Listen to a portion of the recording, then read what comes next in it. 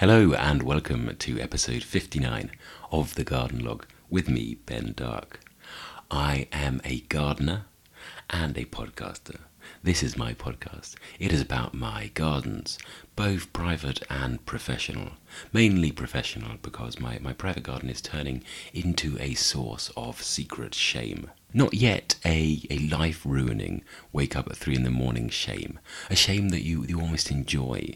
The shame of having rather too many dissolute and loose habits that you know they wouldn't wash with the right kind of people, but you're still enjoying them. It's reached that stage of overgrown shame.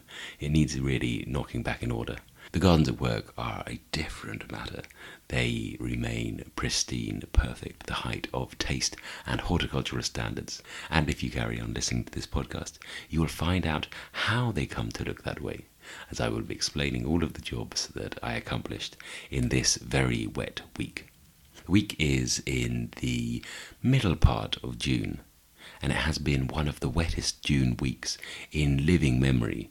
People have gone round searching for old people, asking, can you remember a wetter June week? And the old people are flummoxed. They really don't know. It's still beautiful though. The parks are looking particularly lush. The grass is not dying like it did last year. It is an emerald carpet. And the trees are looking happy and plumped and full of water. Particularly the chestnuts. The chestnuts look fantastic at the moment. All of the white candles spilling out onto the roads that surround Kensington Gardens. I'm sure they'll be hit by that leaf miner that we have later in the summer. But for now, there is no finer tree in London. So if you find yourself near Kensington Gardens or Hyde Park or any chestnut tree in any part of the country, then go out there now and have a look at it before summer steals its beauty from us. Besides chestnuts this week, I'm talking about bracken management. I am talking about extreme geum chopping. And I'm talking about compost, matters of decomposition. If that sounds enjoyable to you, then let's get on and listen to The Week in Gardening.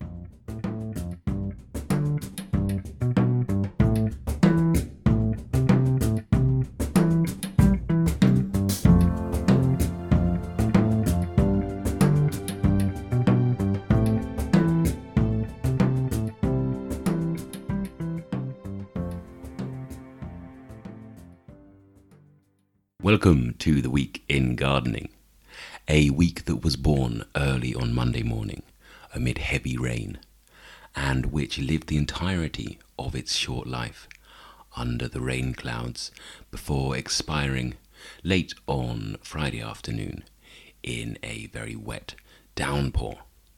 In between the periodic soakings, I managed to get some gardening done. And actually, I managed to get quite a lot of gardening done during the soakings as well, because a man's got to earn a living. I started on Monday morning with my hood well up over my head and a woolly hat on, out investigating some pests and diseases as the rain thrummed down upon me. Now is a good time of year. Everything is starting to reveal itself in all its full glory and horror.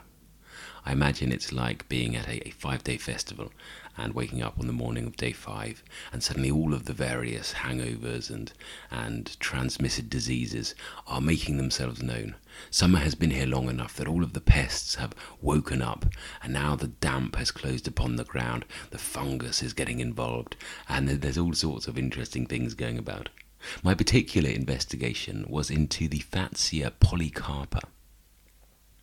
Now you may remember that the Fatsia polycarpa play a key role in this evergreen semi-tropical garden I put in last year with lots of pittosporum, Fatsias and other exciting bits and pieces, the Corsican hellebores and the stinking hellebores, all of them in this strange architectural melange that seems to have been working quite well. Until it was time for the Fatsia's new leaves to put in their appearance, and rather than sending up elegant, bold, giant green fingers, it has produced these rather small and twisted little ragged cocktail umbrellas. and I couldn't see any obvious sign of what was causing this. I thought maybe frost damage, but then they suffered frost damage and that killed the growing tip right back. Yet this seems to be in foliage that has regenerated after the worst of the frosts. I looked for signs of insect infection, if there were maybe aphids or little scale things getting underneath those big bits where the petiole joins the stalk on the Houttuias, and I couldn't find anything. So I took the avenue of last resort and went onto the internet. And there are various places on the internet where you can find people discussing the ills of their plants. And I went to a tropical forum and found that this seems to be a nationwide problem affecting the Polycarpus species in the Houttuia genus. And no one really has hit on the reason why yet. Some people have a quite exciting gel, as if the brown dwarfism was not insulting enough. And the theories that are being thrown out there seem to be bizarre and extravagant and quite exciting. And there are people saying that it might be some sort of mite that we can't see, something microscopic, a little bug that has got upon these plants. Because these are new cultivars, they were most of them in greenhouses until last year when they came on the market. And that maybe the greenhouse that grew all of these plants on after they had been propagated infected them with some sort of little tiny insect, which might be the case, but it doesn't look insecty damage to me. And then even more outlandish, a theory is that it is the hormonal dose given to these plants when they were propagated. So these plants were done by micropropagation, which is sort of in vitro propagation for plants, where they take just a very few cells and they put them in a nutrient-rich agar kind of medium and then dose them heavily with all of the hormones that tell a plant to grow, and that maybe these hormones are still running amok within our plants. All of the auxins and cytokinins that tell cells to differentiate and tell cells when to put growth into one area and say, let's get some bloody roots on this plant, or whoa, time for flowers. These things have all been messed up by the method of growing, which seemed to me nonsense. It seemed to be a conspiracy theory, a bit of tinfoil hat ranting online. But I've been looking at some scientific papers, and there does seem to be a recognised problem with shoot tip necrosis in micropropagated plants. That is, that plants grown with such a weird and unnatural hormone profile sometimes suffer from deadly dieback in the tips of the plants. So that's quite exciting to see. If we have got the effects of some horrible laboratory experiment gone wrong sitting in our humble garden, then we can kind of feel thrilled about it. So I'm going to keep a close eye on those at the same time as preparing a shopping list for replacement plants. And then, because it was raining heavily, I spent the rest of that day trudging about and doing weeding that I could reach from the path.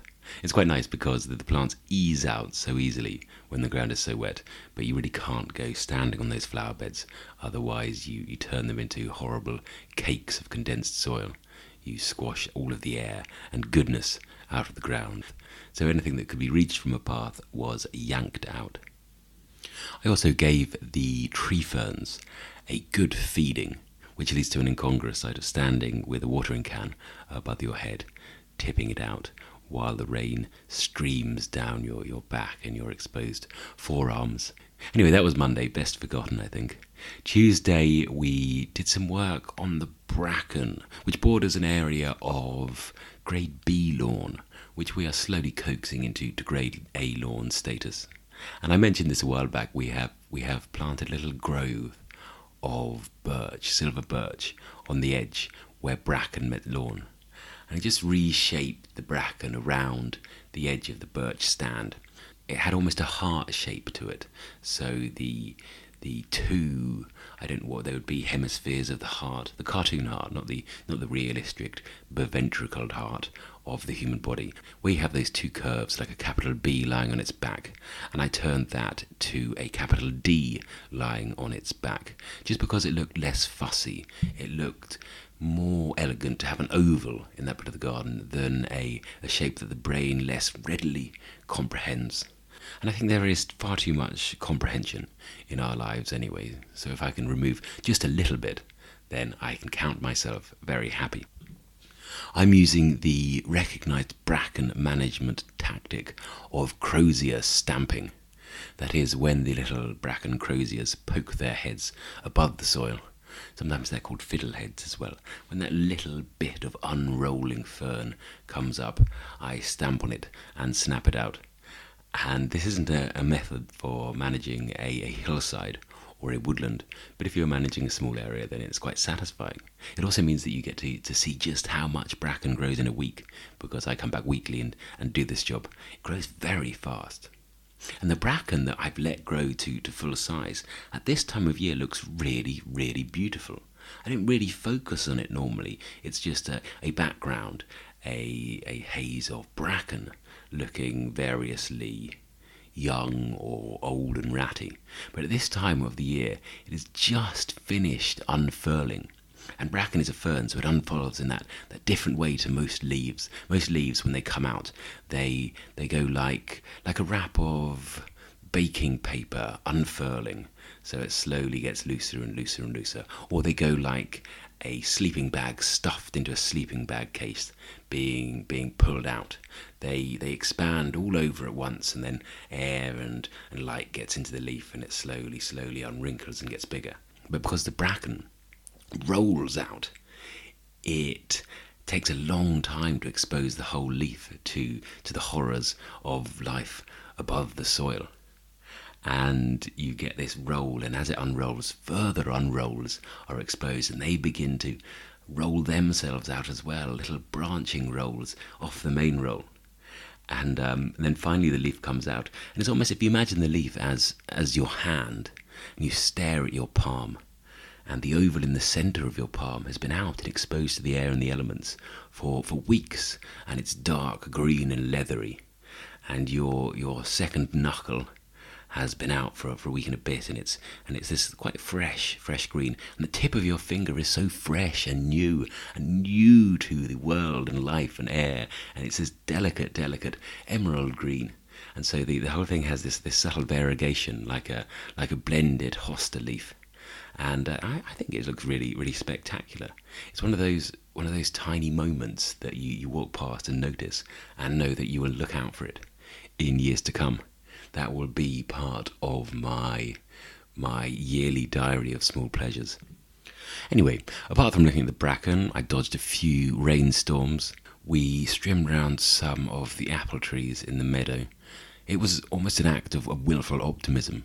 It was done for some future summer's day when we like to imagine that someone will saunter over in a light shirt or summer's dress with a very good book and plonk themselves down in the shade of the tree, out of the glare of the sun, to while a few hours in reading and shade.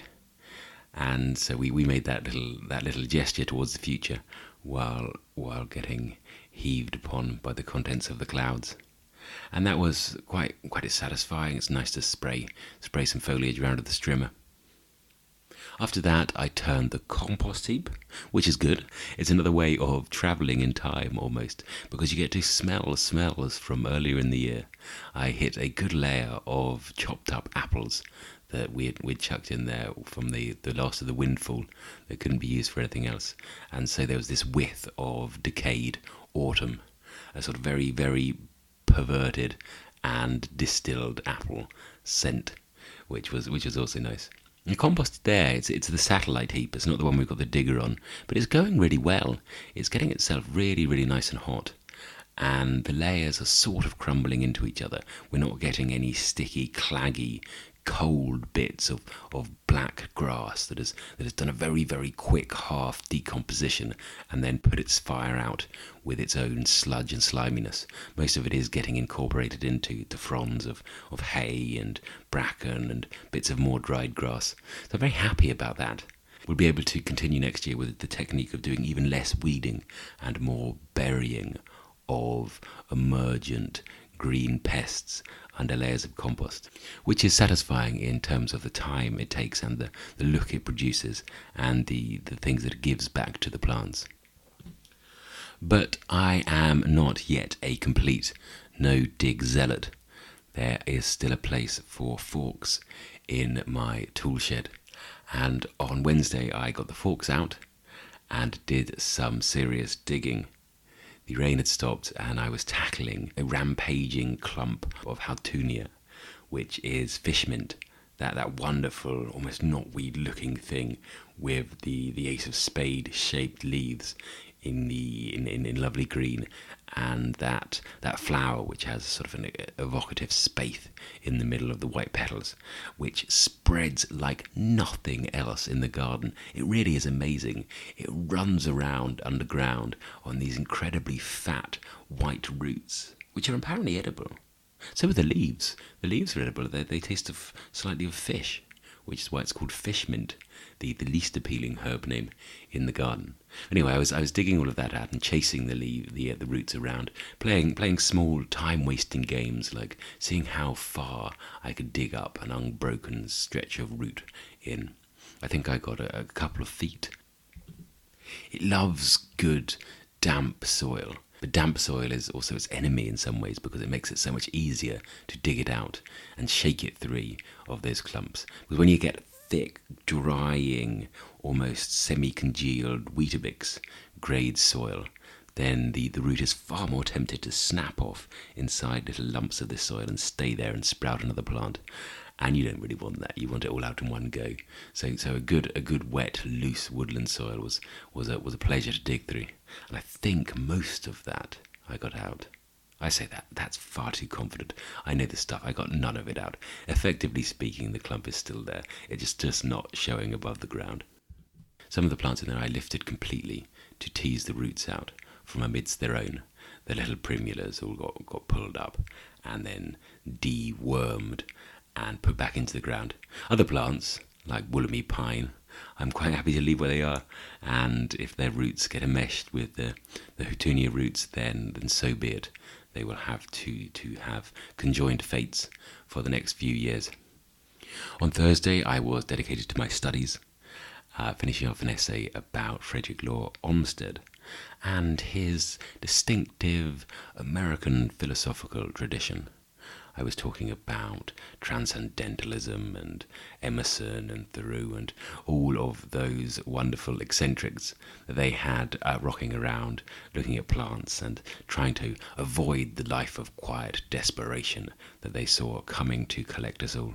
So that was very fun. Got that written and handed in and arrived chirpy and chipper on Friday morning, ready to lay waste to the garden. I should have mentioned earlier that when I'm not explicitly mentioning rain, I was getting rained upon while all of these tasks, bar the Houttuynia digging out, were going on. And on Friday, I cut back a lot of geums, cut them back really heavily, cut them back to their base rosette. And this felt quite hard because there was quite a lot of flower still on the geum, but it was flower of the sort that is almost the end of a 2-month vigorous burst of flowering. So the new flowers that were being produced had behind them all sorts of wiry flower stalks and branches and bits where extra flowering stems had come out, and then at the very end of all of this mass there would be a few little orange flowers. And I thought, for the sake of neatness and appearances, better to have it all down while there was still some joy in it, and then let it shoot again, than wait until it had really, really outstayed its welcome in the garden, and all of those favourable impressions it made 6 weeks ago had been completely forgotten. That's something also that's worth doing with things like erysimum. An erysimum, the wallflower, like Beau's Mo, which will flower all summer long on ever longer winding pinnacles of flower, until eventually you seem to have 4 foot of spiky spent flower with 4 little mustard family flowers on the end of it. Far better to cut the thing back to a more sensible dome, to almost where the foliage is, and have those flowers young and fresh and perky and bright again. It seems to give new youth to the garden. And all of that went into the compost heap to be dug in there. Very sticky and slimy, the compost heap there, the main heap, which we stowed the digger. because it's been soaked and soaked. We have a cover on it, but the rain tends to get through it in places. And it's cooled the heap down significantly. It's almost taking it to non-active levels of heat. There is no steam gouting out of the thing when we carve into it. Hopefully a little bit of dry weather, the reboost of all of the grass clippings that we managed to get into it in the dry patches of Wednesday and Thursday will get that back up and cooking again. Because we need lots and lots of compost. As I found after cutting back the GMs, obviously when all of this foliage is taken back, you realise that the GMs have collected all manner of nonsense underneath them. Bits of annual weed and leaves that have blown themselves there and tumbled down, and old petals, and it just generally looks a bit raggedy and wastelandish. And rather than actually going through and weeding it, I just buried the whole lot of it right up to the plants in a nice layer of the compost we made earlier in the year. There's no better way to give the impression of care and concern for a border than slapping on a little bit of compost makeup, tarting it up and sending it off for the weekend. And after that was done, it was time to tart myself up and send myself off for the weekend after a wet but ultimately satisfying week in the garden. We're hoping for a little more dry weather next week, that this low pressure vortex still sits above the British Isles. It's like a many-legged malevolent octopus, and it's going crazy. It's being tormented by I guess all of the aeroplanes that fly through it like miniature harpoons, and it's spinning round and lashing these legs of cloud and rain and vortex across us, and none of the weathermen know when they're coming, and none of the gardeners know when they're coming, and we all sit around and grumble and say, oh, it was all right, we needed it, but I've had enough now. And so we'll get another week of that, and I will report back to you about all of my rain complaints next week. Anyway, enough of that. Let's go and see if I have any recommendations this week.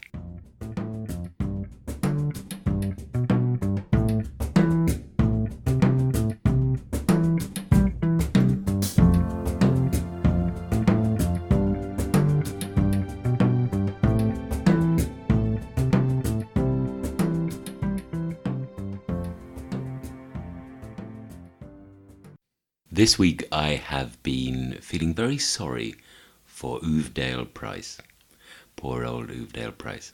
I've been reading this wonderful book lent to me by my father-in-law, and the book is Uvdale Price, 1747 to 1829, Decoding the Picturesque. And it's a biography of Uvdale Price, the picturesque theorist, the man who tried to seek the ground between the beautiful and the sublime and make his gardens there. And the reason I've been feeling sorry for him is I've got to the section where he bitterly regrets the horticultural mistakes of his youth. He's talking about his return from a grand tour around Italy, seeing all of those fantastic Italianate gardens, and he's come back to England, and England's in the grip of Capability Brown and the smoothing hand of that great genius. And young, impressionable Uvdale rips out his own garden, which suddenly seems to him a shabby thing compared to these two great pillars. And then 20 years later, when he comes to start writing on gardens, he recollects it incredibly sadly, and he talks about its raised terraces, a flight of steps with iron rails, and an arched recess below it, backed by wood. Those steps conducted you from the terrace into a lower compartment, where there was a mixture of fruit trees, shrubs and statues, which though disposed with some formality, yet formed a dressed foreground to the woods. He regrets the wall that was once there, the wall he's torn down, and he says that he can't forget the curiosity and surprise that a wall excites, and also the gravitas that it lends to anything behind the wall. There is a sense that trees seen behind a wall have more possibility, more excitement, more of a sense of wonder to them than those where you can see the base of their stems. It's one of these things that sometimes the thing left unseen is more evocative and more exciting than that which is revealed to sight. He's a very good and perceptive writer, I think, Uvdale Price. There's a reason why you can still buy his essay on the picturesque. He's very good about the feelings that different things evoke in people, in the viewer. He's also rightly very sad that he demolished his wilderness of exotics, and that he got rid of this summer house that was covered with this luxuriant Virginia creeper, half buried and peeking out from beneath it, all in the chase of fashions and the latest big thing. And don't worry, this is not going to be thought for the day. This won't be a recommendation not to follow the new trends in gardening. The old ways are not necessarily the best. But it did lead me thinking to great horticultural regrets, and whether I might have any on the scale of young Uvdales. But then I've never actually demolished a 17th century walled garden full of statues, so not in that regard. I've done similar things on a lesser scale, demolishing horrendously lovely shrubs in the sake of following proper pruning manuals. That's probably my worst one. I've demolished asters that I thought were weeds in my first gardening job. I don't know if anyone noticed, one year there wasn't really any late summer colour in the garden museum because I weeded out all of the asters from the grounds. And any other regrets? No. I can't think of any yet that will haunt me for the next 20 years, but I'm sure I will stack some up. If anyone has any regrets, horticultural or otherwise, that they would like me to absolve them of, then I will be open to any emails sent to me at thegardenlogpodcast@gmail.com. If anyone would like to read any more about Uvdale Price, then I really do recommend this book, Uvdale Price, 1747 to 1829, Decoding the Picturesque. It's by Charles Watkins and Ben Cowell, and it really is very, very well done, very engaging, but brilliantly researched. And the bibliographies and footnotes are a fantastic wealth of gardening information in themselves. No other recommendations this week. Well, actually, my colleague tells me that Carol Klein has a new programme on Channel 5 where she goes and visits great British gardens. I think she spends an hour in one each week. She's been to Great Dixter and somewhere else. He says it is worth watching, and I trust his opinion, so maybe you can go and check that one out as well. In the meantime, I hope you have a wonderful week, whether you manage to find yourself in the garden or not. Look out for trench foot. I hope to be speaking to you from a drier England next week, but if I am not, then I still will have completed a week of gardening, and I'll be back to tell you all about it. Thank you very much for listening, and goodbye.